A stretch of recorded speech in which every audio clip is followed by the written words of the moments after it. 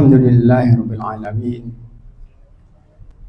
Ghafiril dzambi wa qabilit taub, syadidil iqabi dzawli la ilaha illa huwa ilaihil masir. Asyhadu an la ilaha illallah wahdahu la syarikalah wa asyhadu anna Muhammadan abduhu wa rasuluh. Allahumma salli wa sallim ala nabiyyika Muhammad wa ala alihi wa sahbihi wa man da'a bi da'watihi wa sara ala nahji ila yaumiddin. Amma ba'du, fa yaqulu subhanahu wa ta'ala fi muhkami tanzilih, ya ayyuhalladzina amanu taqullaha wa qulu qawlan sadida yuslih lakum a'malakum wa yaghfir lakum dzunubakum wa may yuti'illaha wa rasulahu faqad faza fawzan 'azima. Bapak Ibu sekalian, para jamaah rahimakumullah, alhamdulillah kita bersyukur kepada Allah yang telah berkenan memberikan kita kemudahan malam hari ini, sehingga dengan kemudahan yang Allah karuniakan kepada kita bisa kembali hadir di rumah Allah yang kita cintai, tentunya dalam upaya kita untuk ibadah padanya. Mudah-mudahan Allah berkenan untuk meridhoi dan mudah-mudahan berkenan untuk mencatat upaya kita di malam hari ini di rumah Allah ini sebagai bagian dari ibadah kita yang mudah-mudahan nantinya bisa menambah beratnya timbangan kebaikan kita insyaallah. Allahumma amin. Para jamaah sekalian, di antara keistimewaan bulan di mana kita sedang berada Ramadan, yaitu kaitan dengan ibadahnya. Ibadah Ramadan itu ibadah yang biasa saja, ada sholat, ada puasa, ada sedekah, ada infak. Namun ketika akan di Ramadan, nilainya jauh lebih tinggi daripada saat kita akan di selain Ramadan. Itu yang betul. Maka sedekah di Ramadan lebih baik saat di Ramadan. Sholat malam kita dalam puasa kita. Bahkan ada beberapa ibadah sunnah Ramadan itu nilainya lebih daripada ibadah wajib. Contohnya umroh. Hadis Bukhari mengatakan umratan fi Ramadan kahajjatin ma'i.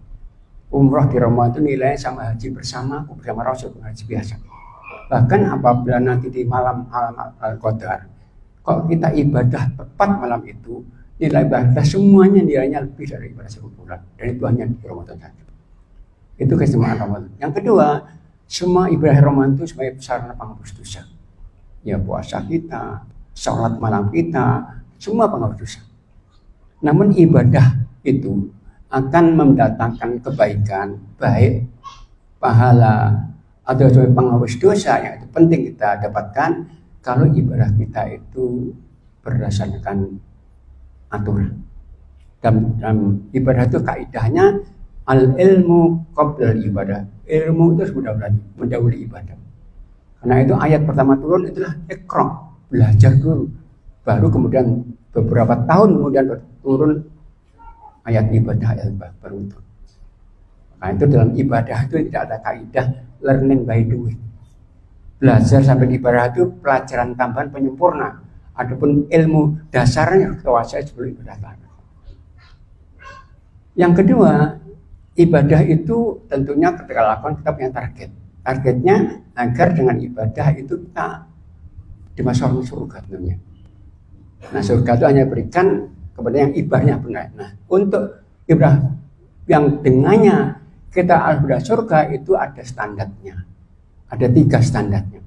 Pertama standar kebenarannya. Kedua standar kesempurnaannya. Yang benar belum tentu sempurna. Ketiga standar diterimanya. Jadi yang benar sempurna belum diterima.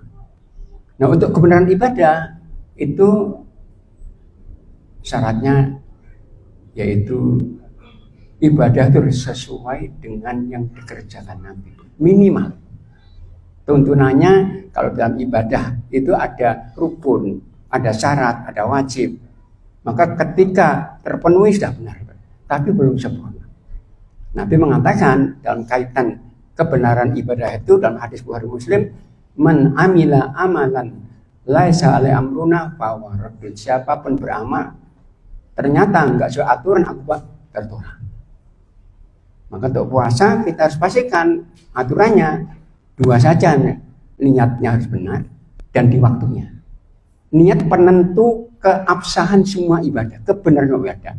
Dan ibadah itu hanya dua saja, melaksanakan perintah dan meninggalkan larangan. Maka saat puasa, saat sholat, pastikan niat kita menetapkan saya sholat karena melakukan perintah Allah. Seperti itu. Sama saat ibu-ibu misalnya haid Ramadan, itu kalau puasa maksiat, ibaratnya dengan meninggalkan puasa. Maka kalau seorang ibu misalnya setengah menit sebelum maghrib keluar haid, wajib membatalkan karena meninggalkan larangan. Kalau puasa dilanjutkan itu maksiat. Itu niat kaitan dengan puasa. Yang kedua di waktunya, mulai subuh sampai maghrib. Ketika dua syarat ini terpenuhi maka ibadah sudah benar. Tapi yang benar belum tentu sempurna. Kesempurnaan ibadah itu kan pada prosesnya. Nah, untuk proses ibadah agar dia benar prosesnya, Nabi mengatakan dari Muslim, innallaha katabal ihsana ala kulli syai. Sejujurnya Allah itu mewajibkan dalam melakukan apa saja ibadah harus yang terbaik saja. Maka ibadah itu harus pastikan kita berikan potensi yang terbaik. Puasa nggak cukup anjir karena nggak makan nggak minum. Puasa itu harus mempuasakan semua syahwat anggota badan kita. Karena orang puasa kok sekedar nggak makan minum, tetapi lisannya, matanya nggak terkendali syahwat, nggak bernilai.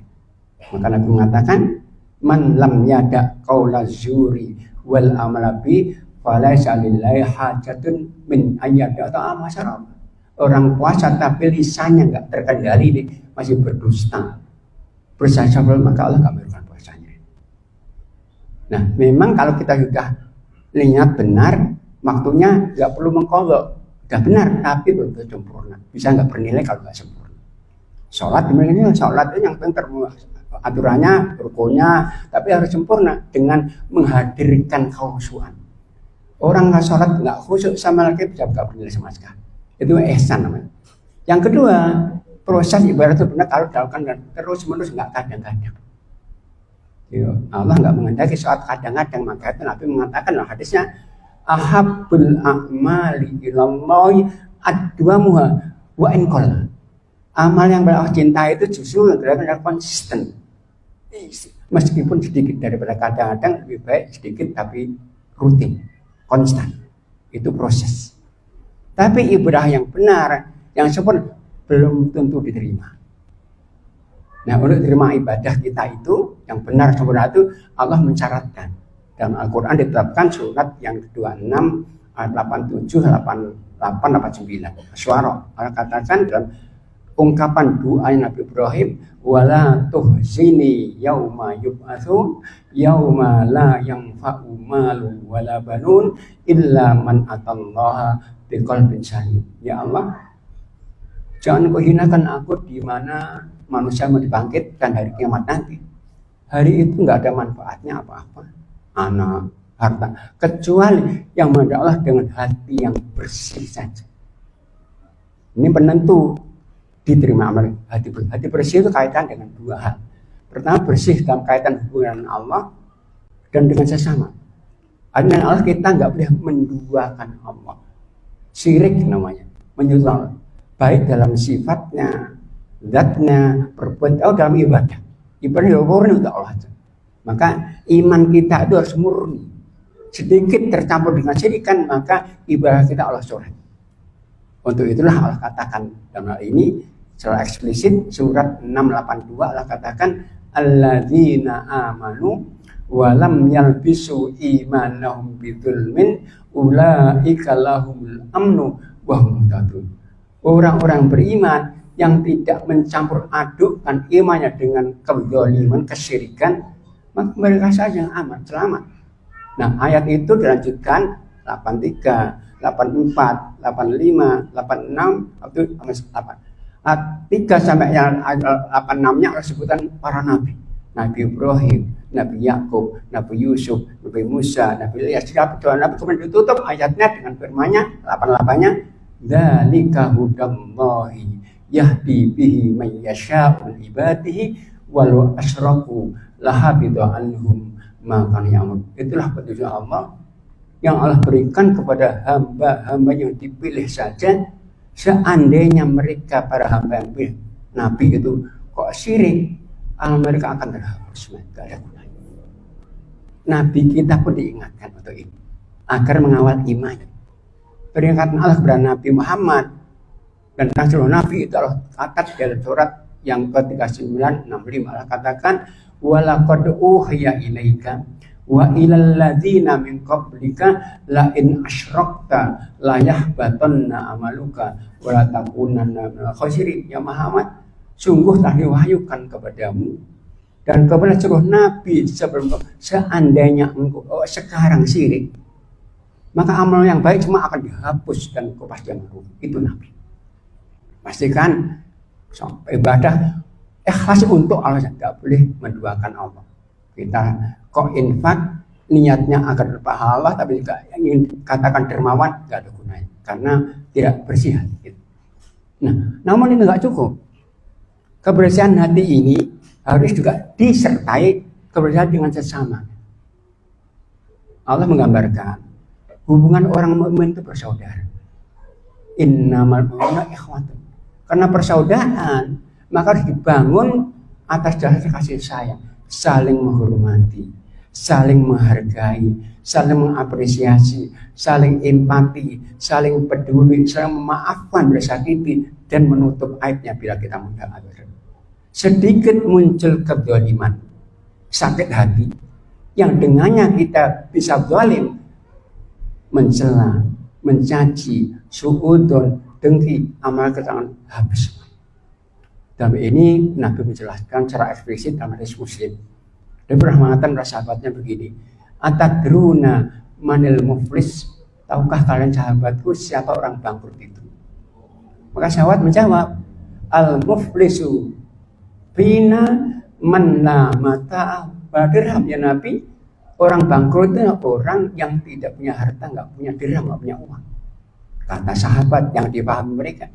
Tapi Nabi jelaskan, al muflisu min ummati man ya'ti yaumal qiyamati bi sholatin wa siyamin wa zakatin wa ya'ti wa qad syatama hadza wa qadaba hadza wa akala madahal wa saqama dima'an wa darbaha. Orang bangkrut di umatku bukan itu. Mereka yang bangkrut adalah mereka yang datang dari kepada Allah dengan membawa pahala salatnya sempurna, pahala puasanya sempurna, zakatnya jelek, tapi juga bawa dosa. Dosanya apa? Disebut Nabi. Pertama, mencela saudaranya, nuduh suudzon, memukul, membunuh, dan kemudian mencaci. Maka Nabi mengatakan orang demikian ini yu'ta hadza min hasanati wa hadza min hasanati fa in fanat hasanatu min qabli ma yuqta alaihi, maka orang demikian kebaikannya, salatnya diberikan mereka yang dicacinya, kebaikan puasanya diberikan mereka yang dituduhnya tanpa bukti, dan zakatnya diberikan mereka yang dipukulnya tanpa kesalahan. Kalau habis kebaikan-kebaikan, sementara ada yang didolimi belum dapat kebaikan, maka kata Nabi, oh idza min khotoyahum fatrihat, maka keburukan mereka akan diberikan kepada mereka. Habis kebaikannya tambah dosa, masuk neraka. Itulah sekali lagi yang agar diberah terima, pastikan hati kita bersih. Yang kedua, tadi saya katakan salah satu hebatnya Ramadan itu semua ibadahnya penghapus dosa. Cuman dosa kita baru akan dihapus kalau hati kita bersih juga. Allah dalam berbagai kesempatan itu mengampuni dosa hamba-hambanya semuanya. Contohnya hadis Muslim mengatakan tuftahul jannatu yaumal itsnaini wal khamis. Setiap Senin Kamis itu Allah buka pintu surga. Kata Nabi hadis Muslim, fa yaghfirullahu li jami'i khalqihi. Dan Allah beradu amal hari itu menghapus dosa semua hambanya kecuali dua. Yang pertama, yang menyekutukan Allah. Yang kedua, rajulun kanat bainahu wa sana. Yang kedua, orang yang masih punya permusuhan saudaranya. Untuk dua orang ini Allah katakan, anziru lihadaini, anziru lihadaini, anzir hatta. Untuk dua orang ini jangan diberi ampun, jangan sampai mereka berdamai. Itulah zaman sekarang lagi yang harus kita upayakan untuk kita dapatkan, lakukan agar ibadah kita nggak sia-sia. Jangan kita upaya optimal tapi sia karena kita punya penyakit hati dengan teman kita. Bahkan saking pentingnya bersih hati ini, Quran itu nggak pernah ada satu ayat pun yang merintah kita untuk minta maaf. Nggak ada satupun. Semua perintah maafkan, maafkan, maafkan. Artinya kalau disakiti jangan nunggu orang menang, maafkan dulu. Bahkan Quran mengatakan maafkan itu dibarengi dengan al-safhu, maafkan dan lapang dada. Artinya kalau disakiti maafkan, jangan ada kata tapinya. Nggak ada, harus tidak ada keberatan hati lagi. Itu sekali lagi agar hati kita bersih, yang dengannya sajalah maka amal kita akan Allah terima. Sekarang kita di Ramadan, waktunya kita untuk mengoptimalkan upaya kita ibadah yang semuanya istimewa, dan kita Ramadan doa-doa kita mustajab. Maka upayakan dengan optimal untuk ibadah Ramadan ini dan pakai kesempatan doa.